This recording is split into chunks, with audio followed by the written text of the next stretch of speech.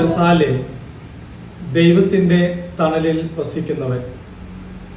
ആണ്ടുവട്ടം 32-ാം ഞായർ. യെശയ്യാ പ്രവാചകന്റെ പുസ്തകം 56-ാം അധ്യായം 7-ാം വാക്യത്തിൽ നമ്മൾ ഇങ്ങനെ വായിക്കുന്നില്ലേ? എൻ്റെ ആലയം എല്ലാ ജനതകൾക്കുമുള്ള പ്രാർത്ഥനാലയമെന്ന് അറിയപ്പെടുമെന്ന്. നവംബർ 9-ാം തീയതി കത്തോലിക്ക സഭ ലാറ്ററൻ മഹാദേവാലയത്തിൻ്റെ തിരുനാൾ ആഘോഷിക്കുകയാണ്. AD 324 സിൽവസ്റ്റർ 1-ാം മാർപ്പാപ്പയാണ് ലാറ്ററിൻ കത്തീഡ്രലിനെ ബസിലിക്കയായും ലോകത്തിലുള്ള എല്ലാ ദേവാലയങ്ങളുടെ ദേവാലയമായും അമ്മപ്പള്ളിയായിട്ട് ഉയർത്തിയത്. ഇന്നത്തെ ഒന്നാമത്തെ വായനയിൽ എസെക്കിയേൽ പ്രവാചകന്റെ പുസ്തകത്തിൽ നിന്ന് ഉള്ള 47-ാം അധ്യായത്തിലെ വാക്യങ്ങളിൽ നമ്മൾ വായിക്കുന്നു, ദേവാലയത്തിൽ നിന്നും ഒഴുകുന്ന നീരുറവ അത് പോകുന്ന ഇടങ്ങളെയെല്ലാം ഫലഭൂഷ്ടമാക്കി മാറ്റുന്നു.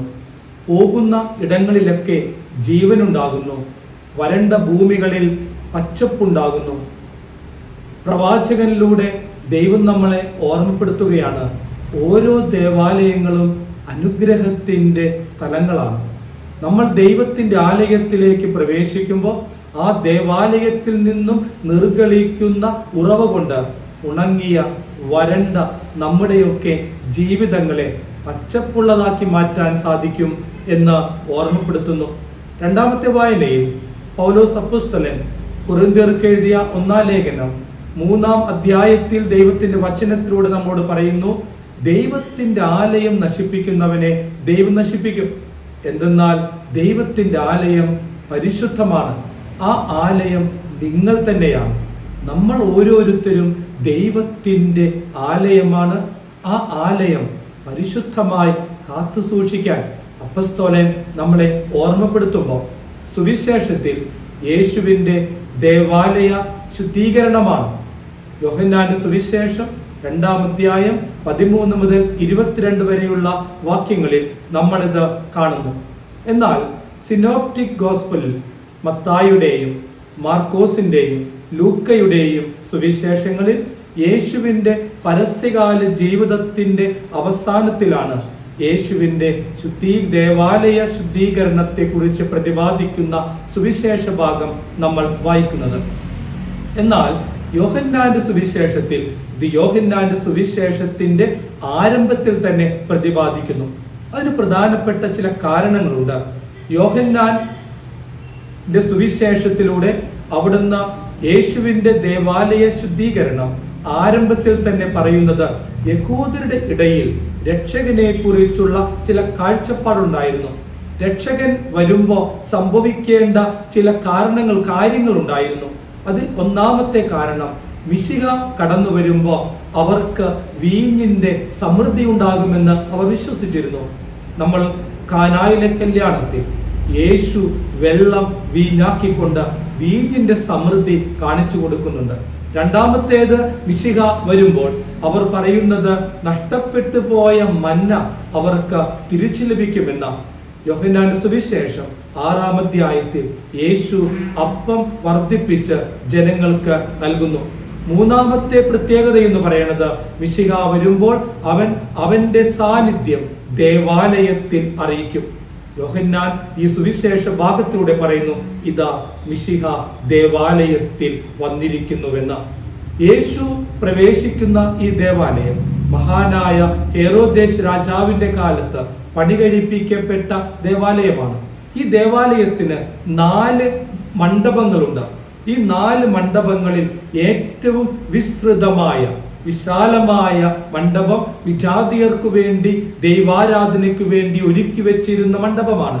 എന്നാൽ ആ മണ്ഡപത്തിൽ കയ്യപ്പാസ് പ്രധാന പുരോഹിതനായിരിക്കുന്ന കാലം മുതൽ ആ മണ്ഡപത്തിൽ കാളകളെയും ആടുകളെയും പ്രാവുകളെയും നാണയമാറ്റക്കാർ വിജാതിയർക്കു വേണ്ടി ദൈവാരാധനയ്ക്കു വേണ്ടി ഒരുക്കി വെച്ചിരിക്കുന്ന സ്ഥലം അവർ കയ്യേറുകയും വിജാതിയർ ദൈവാരാധനയ്ക്ക് വരുന്നവർ ദേവാലയത്തിന്റെ പുറത്തു നിൽക്കേണ്ടി വരികയും ചെയ്യുന്ന സാഹചര്യം യേശു യെശയ്യാ പ്രവാചകന്റെ പുസ്തകം 56-ാം അധ്യായം 7-ാം വാക്യം ഇവിടെ അന്വർത്ഥമാക്കുകയാണ്.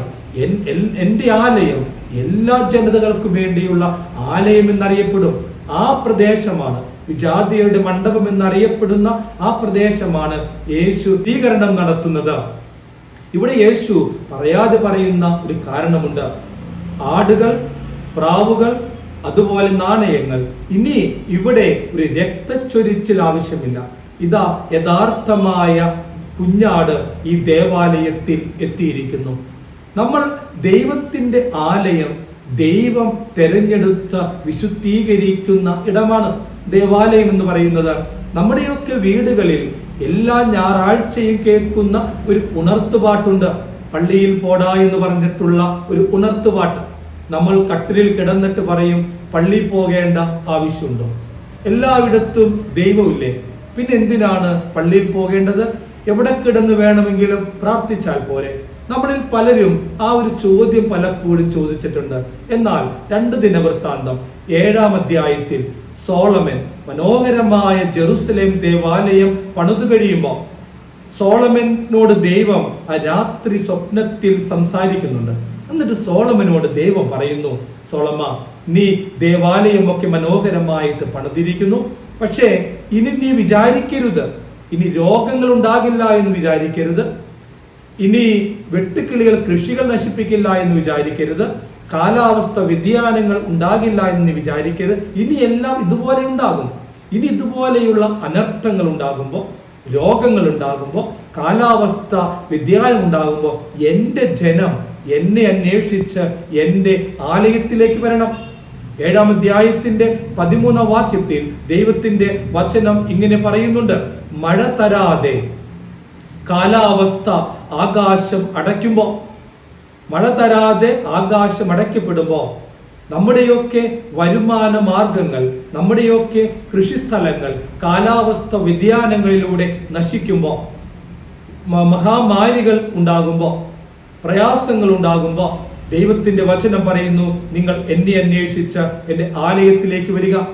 വെട്ടുക്കിളികൾ നിങ്ങളുടെ കൃഷിത്തോട്ടങ്ങൾ നശിപ്പിക്കുമ്പോൾ, നമ്മുടെയൊക്കെ ജീവന ഉപാധികൾ നമുക്ക് തടസ്സം വരുമ്പോൾ, പഠന മേഖലകളിൽ, ജോലി മേഖലകളിൽ നമുക്ക് തടസ്സങ്ങൾ ഉണ്ടാകുമ്പോൾ ദൈവത്തിന്റെ വചനം പറയുന്നു, നിങ്ങൾ എന്നെ അന്വേഷിച്ച് എൻ്റെ ആലയത്തിലേക്ക് വരിക. 3-ാമത് പറയുന്നത്, മഹാമാരികൾ ഉണ്ടാകുമ്പോൾ, രോഗം ഉണ്ടാകുമ്പോൾ, പീഡകൾ ഉണ്ടാകുമ്പോൾ നിങ്ങൾ എന്നെ അന്വേഷിച്ച് എൻ്റെ ആലയത്തിൽ വരണം. എൻ്റെ ആലയത്തിൽ വന്ന് നിങ്ങൾ എന്താണ് ചെയ്യേണ്ടത്? നിങ്ങൾ എന്നെ അന്വേഷിക്കണം. എൻ്റെ ആലയത്തിൽ വന്ന് നിങ്ങൾ എന്നെ അന്വേഷിക്കുക. നിങ്ങൾ നിങ്ങളെ തന്നെ എളിമപ്പെടുത്തുക. നിങ്ങൾ നിങ്ങളുടെ പാപങ്ങൾക്ക് പരിഹാരം ചെയ്യുക. നിങ്ങളെ ശുദ്ധീകരിക്കുക. നിങ്ങൾ അപ്പോൾ ഞാൻ സ്വർഗത്തിലിരുന്ന നിങ്ങളെ കടാക്ഷിക്കും. 14-ാം വാക്യത്തിൽ പറയുന്നുണ്ട്, ഞാൻ സ്വർഗത്തിൽ നിങ്ങളെ കടാക്ഷിക്കുകയും നീ ദേവാലയത്തിൽ നിന്നും ഉയരുന്ന പ്രാർത്ഥനകൾക്ക് നേരെ എൻ്റെ കണ്ണും കാതും ഞാൻ തുറന്നു വെക്കുമെന്ന. അപ്പോൾ നമ്മൾ ദേവാലയത്തിലേക്ക് പോകണ്ടേ? നമുക്ക് വേണ്ടി കണ്ണും കാതും തുറന്ന് ദൈവത്തിന്റെ ആലയത്തിൽ നമുക്ക് വേണ്ടി കാത്തിരിക്കുകയാണ്. 1-ാം വായനയിൽ കേൾക്കുന്നത് പോലെ വരണ്ടുപോയ ഭൂമികളെ, വരണ്ടുപോയ ജീവിതങ്ങളെ, വരണ്ടുപോയ ജീവിതാവസ്ഥകളെ, വരണ്ടുപോയ നമ്മുടെയൊക്കെ ദാമ്പത്യ ജീവിതങ്ങളെ, യുവത്വത്തെയൊക്കെ അത് ഫലപുഷ്ടമാക്കാൻ കഴിയുന്ന, അത് ഫലദായകമാക്കാൻ പറ്റുന്ന, ജീവസുറ്റതാക്കാൻ മാറ്റാൻ കഴിയുന്നൊരിടമാണ് ദൈവത്തിന്റെ ആ ആലയം. ആ ദേവാലയത്തിലേക്ക് ദൈവം നമ്മളെ ക്ഷണിക്കുകയാണ്.